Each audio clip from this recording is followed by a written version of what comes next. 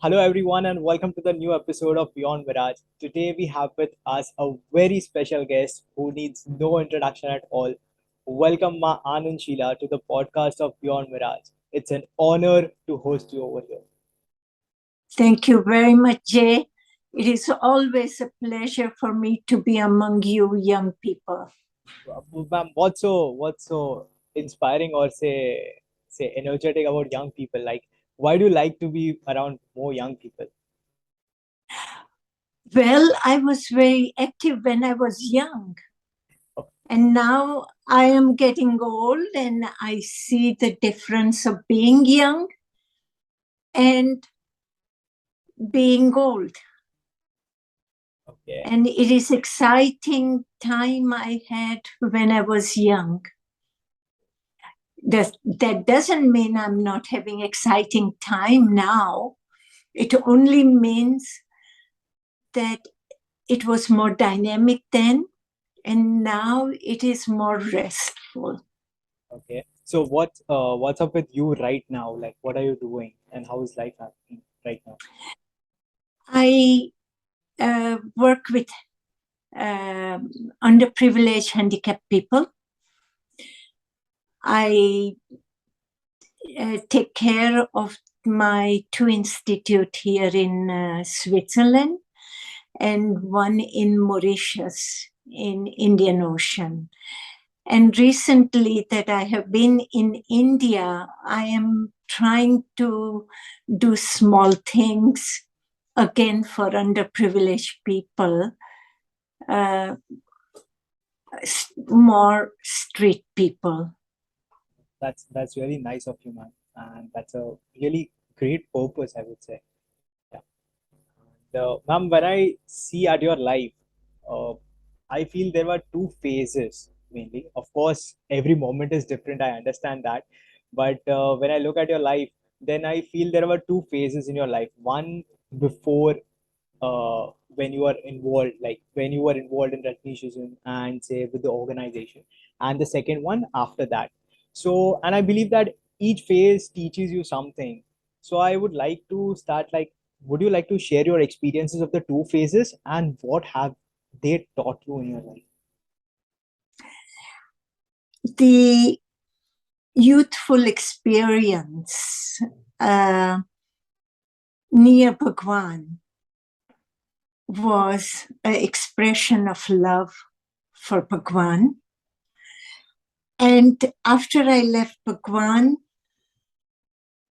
and I came out of my crisis period, this time I'm devoting to my parents, their training, their understanding of me, and what they taught me. And it is more my individual journey. Before, it was a journey with Bhagwan and his people and him. Now it is a journey of mine with my parents. Okay. And since we are talking about Bhagwan, if you would like to introduce Bhagwan to world right now, how would you introduce him? Yes, definitely the documentary Wild Wild Country gives one aspect or one angle towards it, but definitely there are always different perspectives because we all experience different things. So, how would you introduce Osho to the world right now? I would introduce Bhagwan to the world as a man of exceptional ability. No other man that I know have been as creative and as courageous as Bhagwan. Bhagwan undertook his vision and tried to give it an expression through his people of oneness without difference among one another. He tried to destroy all boundaries that we normally live in it, and offered us a path to self-freedom, path to religious freedom, path to community freedom, and national freedom.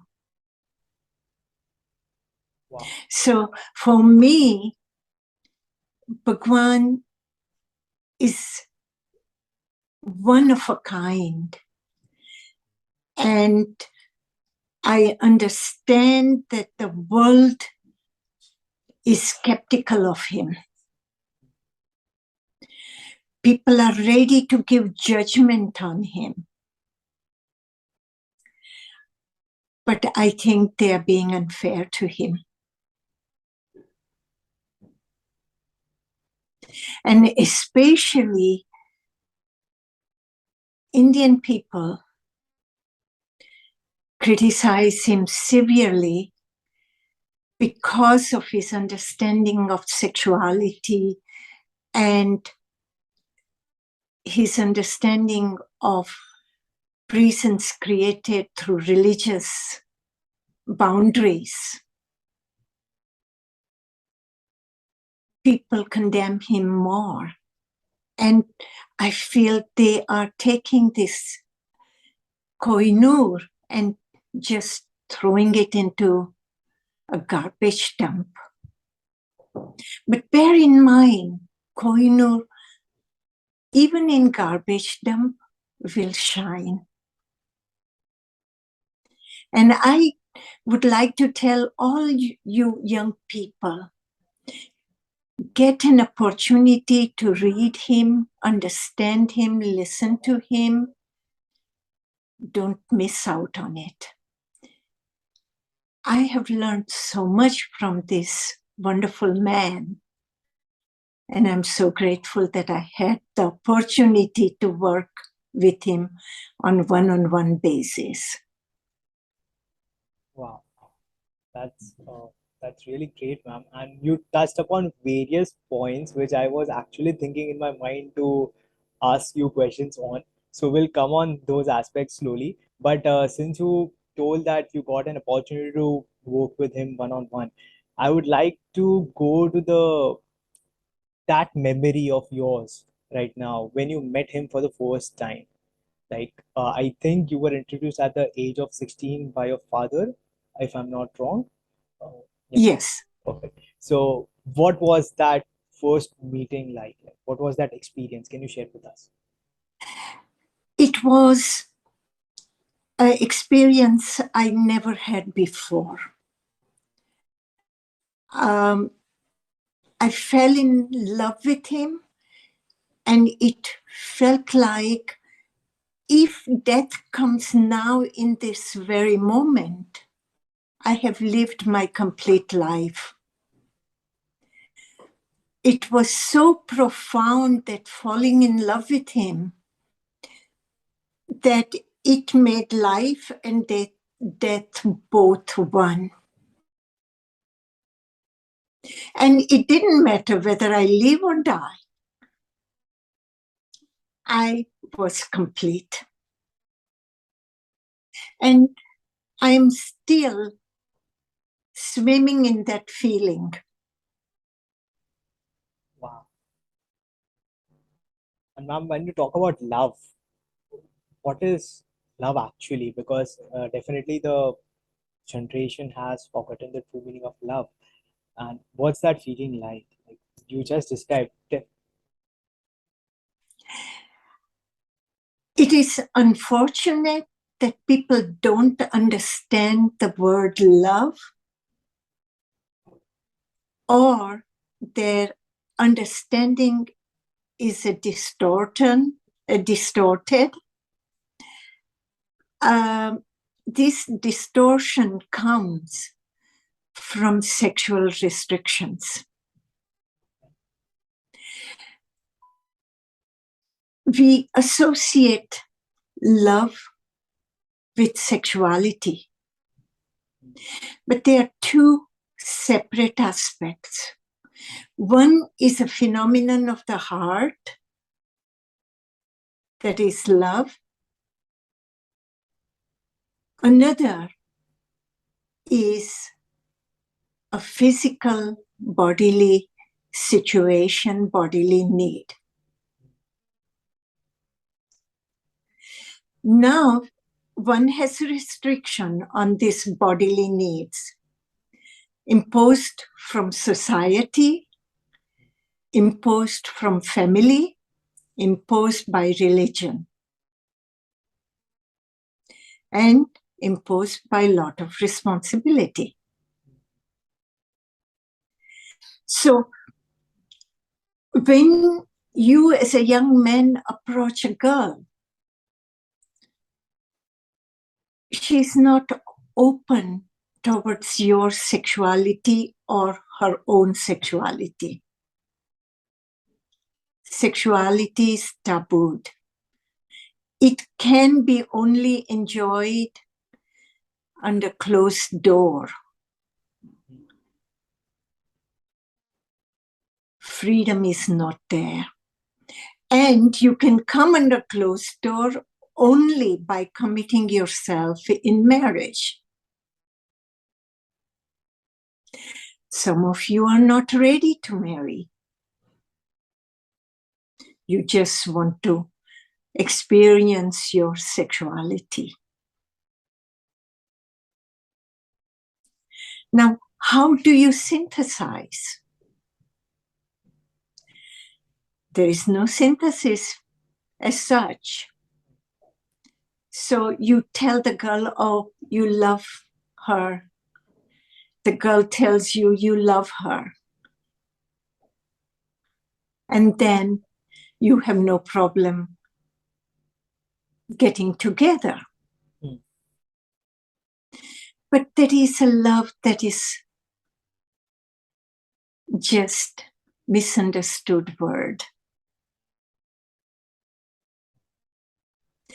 So please, I don't say that you as a young unmarried person cannot enjoy sex.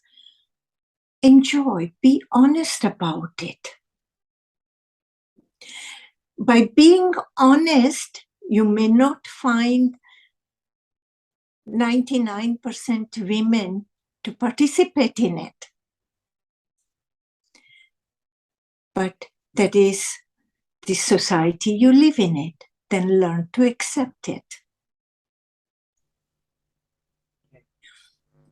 So I would say don't confuse word love with sexuality, and don't confuse sexuality by calling it a love. Be honest with yourself. Be honest with the person you are interested in it. That's really nicely put, ma'am.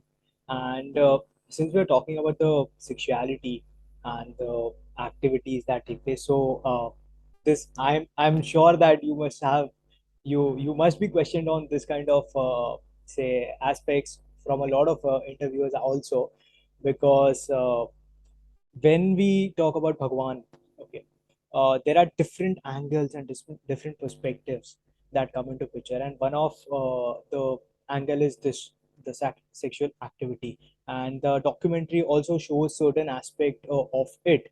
But as I said earlier, also that it has a different angle altogether, and there are different meanings to what is happening or what was done. So we would like to tap into this and say if you could say tell us that what was this entire domain of sexual activity that was there, and what is the real and subtle meaning of why it was there actually. Then it would help the listeners and it would not lead to wrong thinking via documentary. Bhagwan never believed in hypocrisy. He was calling spade a spade. And when you call something spade a spade, you don't become the favorite. You open yourself up to a massive criticism. Bhagwan was bringing out this hidden subject of sexuality and giving it the meaning that Tantra had given, or the other scriptures of ancient India had given, or he spoke about beautiful sculptures of Ajanta Ellora. They are all expression of sexuality. And what Tantra speaks about it, that you can take your sexual energy and go inward with it. You can give a creative expression to it. People don't understand it.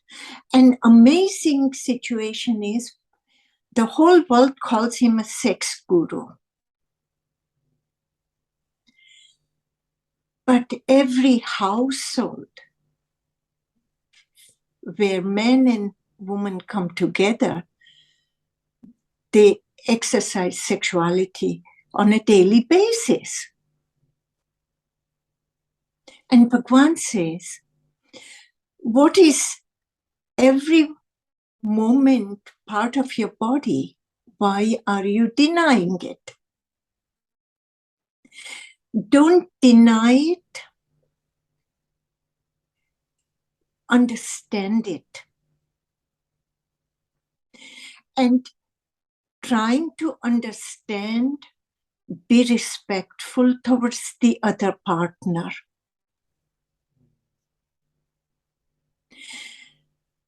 Have consensuous sex. No violence. And your sexuality should be expression of the freedom of two individuals.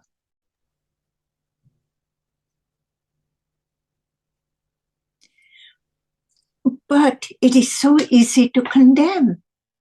That's why I am saying, don't throw the diamond in garbage. You are afraid of your own sexuality. You're throwing Bhagwan in garbage without understanding.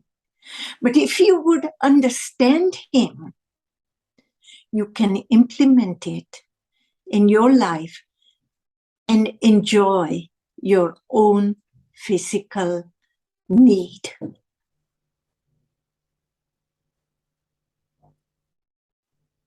I mean, thank you, ma'am, for actually telling us that understand that aspect. So that was actually the major thing that I was like, okay, yeah, this is the point we are missing ideally.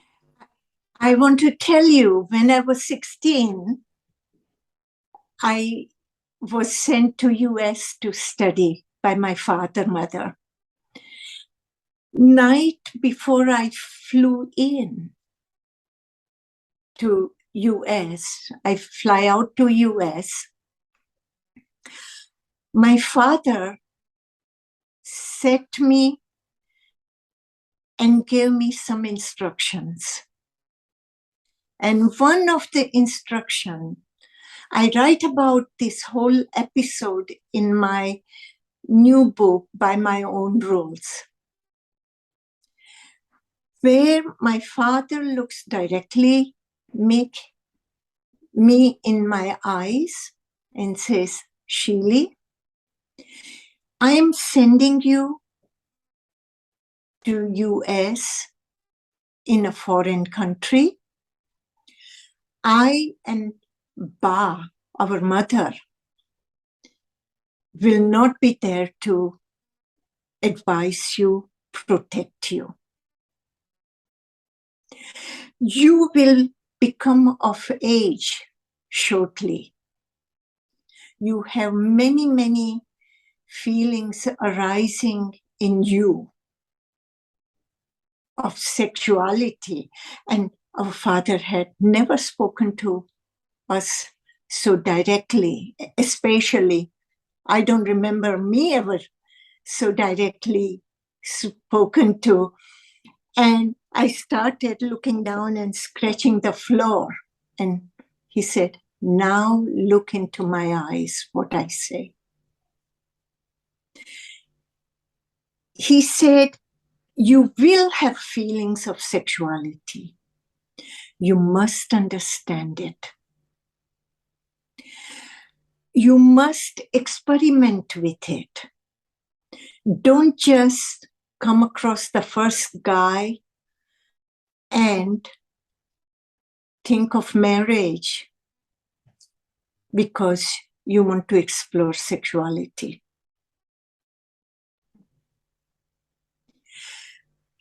Be very clear. Don't allow violence in any relationship. Abuse, absolute no, with understanding. So my sex education, my father gave me. And I am so, so, so grateful to my father for giving me this understanding. And don't marry the first guy you met.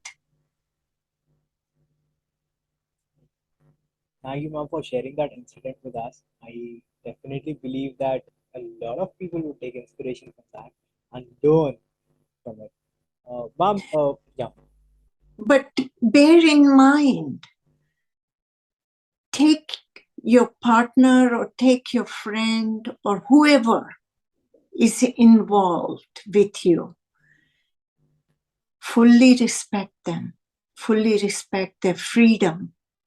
When they say no, don't get hurt. Don't allow your ego to be hurt. It is individual choice. right. And that choice must be respected as a sacred event. And relationship must have honesty in it. That's really wonderful.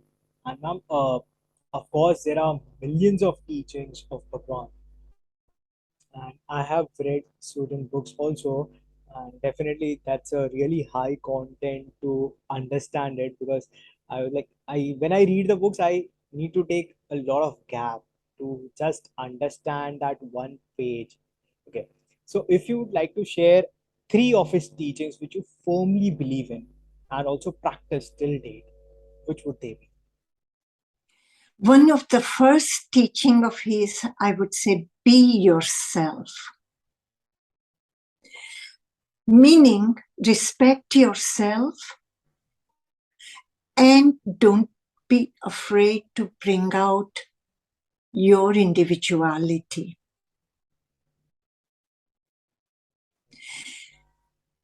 Second is, don't look back. Burn your bridges behind. Even from crisis, you move forward. Don't remain in the past. Be here and now and move forward. And moving forward will become your here and now.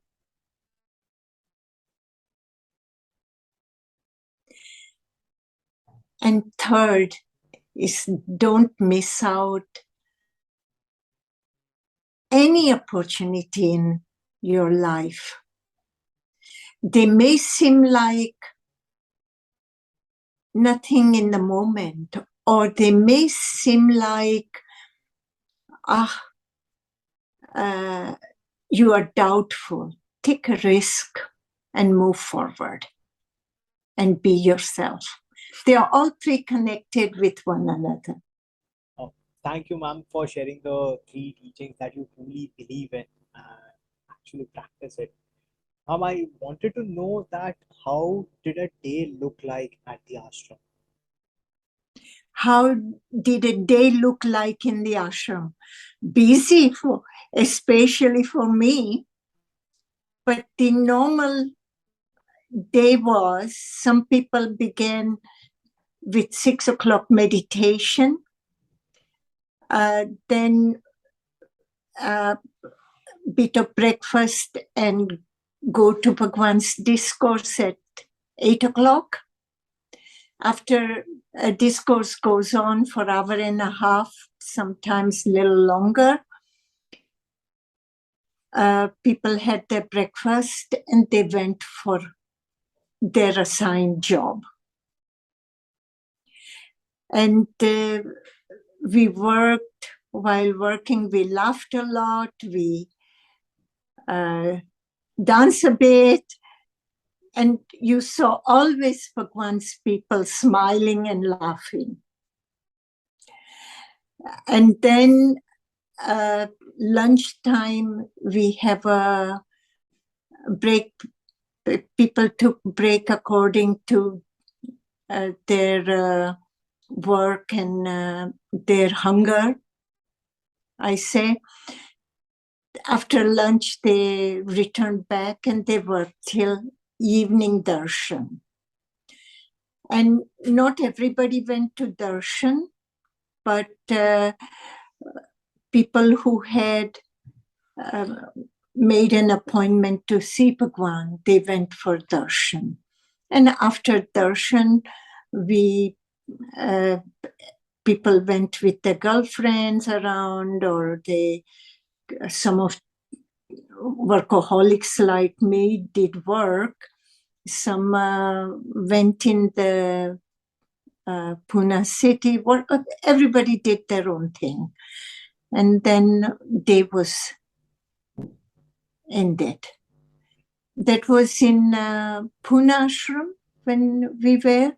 And in US, almost the same schedule. But US, the work was even more intense and very work was the prominence. Okay. People worked. People liked to work.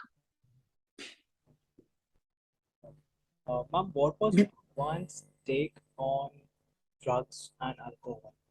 Because I do experiment and I ask a lot of questions to the listeners also, and they wanted me to ask this to you. So, just want to know about this. What I think of alcohol. What was Bhagwan's take on drugs, alcohol, and everything? Okay.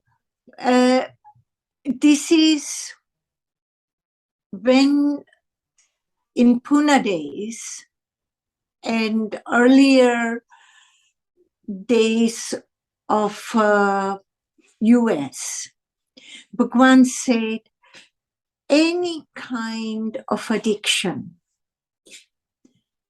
it cannot comply with meditation. Meditation is to become aware, and addiction is to throw you back in unconsciousness. So he was totally clear and against it. But then some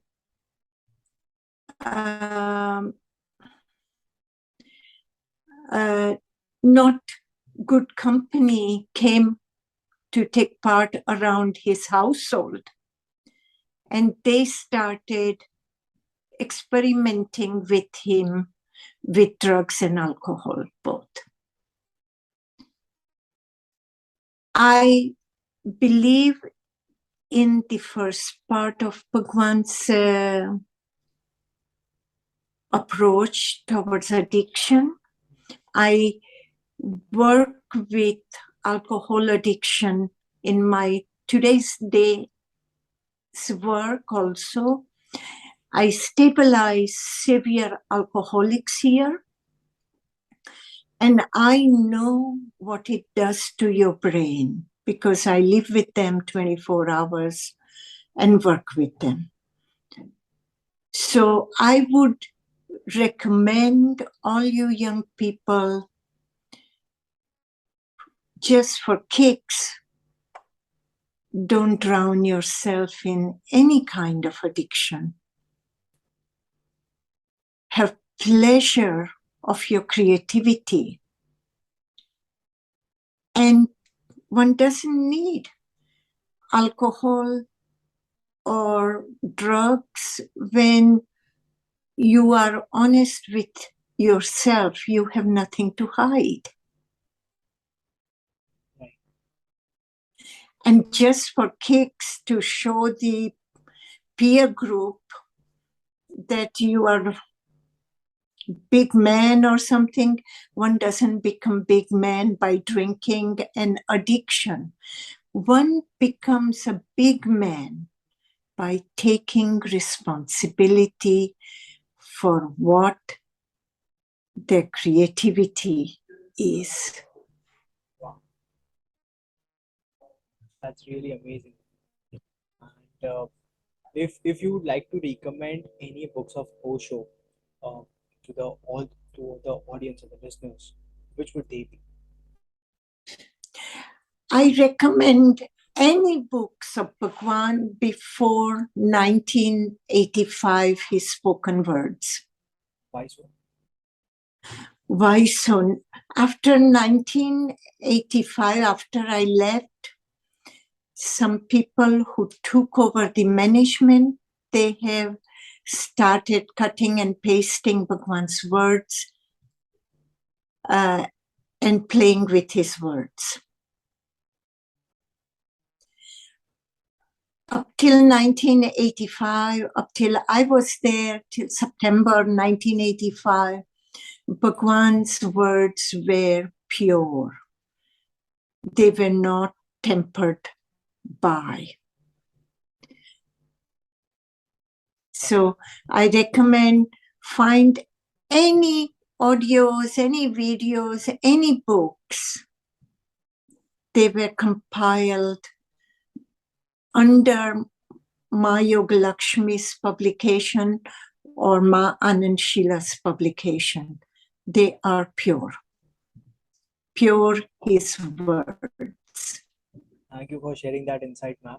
And when we talk about your personality, and also one aspect that the documentary shows in, you come out and definitely you are a very courageous and fearless woman.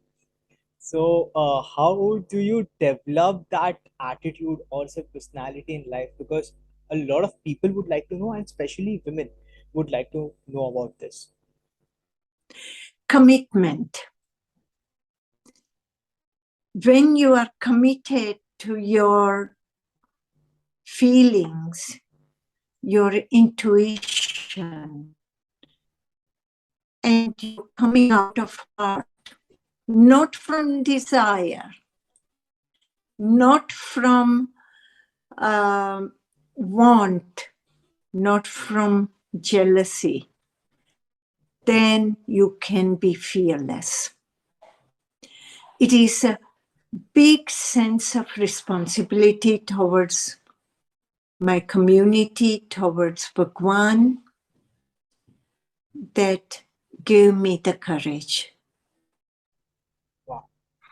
You clearly defined it in a very simple word, that is commitment, and that is really commendable.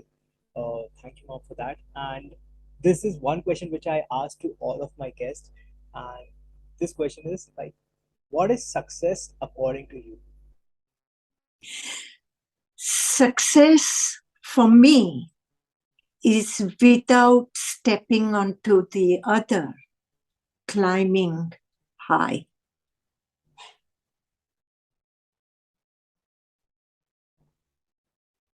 Perfect. Okay. And it only happens when you take responsibility. You don't blame.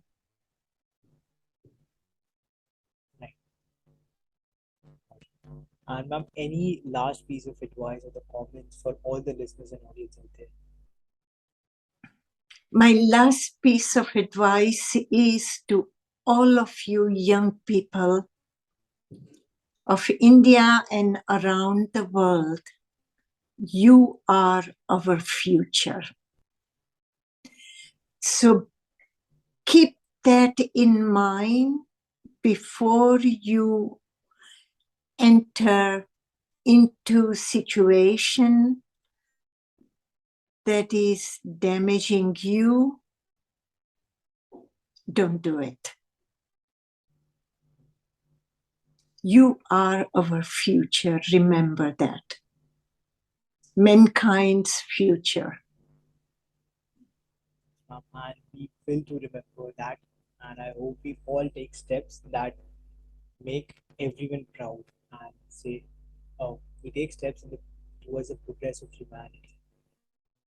Thank you so much, ma'am, for say giving your precious time and coming over here, sharing your thoughts with us. I think all the listeners would have definitely say learned a lot of things from your journey, from your insights. It was really an honor to host you over here. Thank you so much. Thank you, Jay. Your way of interviewing, I'm enjoying it very much. And you asked all relevant questions and you brought out all profound answers for them. Thank you so much. I'm grateful. Thank you.